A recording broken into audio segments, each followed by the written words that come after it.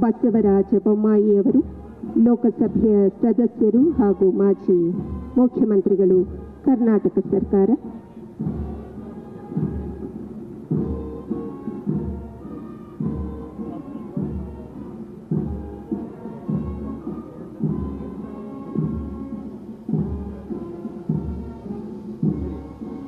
Shri R Ashok ರವರು, ಮಾನ್ಯ ವಿರೋಧ ಪಕ್ಷದ ನಾಯಕರು, ಕರ್ನಾಟಕ ವಿಧಾನಸಭೆ, ಜೆಪಿ ನಡ್ಡಾ ರವರ ಪರವಾಗಿ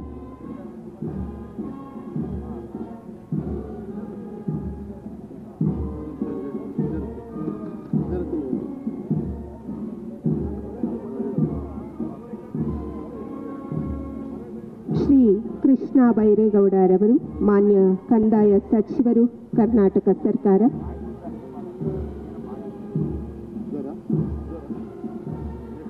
ಶ್ರೀ ಕೆಎಚ್ ಮುನಿಯಪ್ಪ ರವರು, ಮಾನ್ಯ ಆಹಾರ, ನಾಗರಿಕ ಸರಬರಾಜು ಮತ್ತು ಗ್ರಾಹಕರ ವ್ಯವಹಾರಗಳ ಸಚಿವರು, ಕರ್ನಾಟಕ ಸರ್ಕಾರ.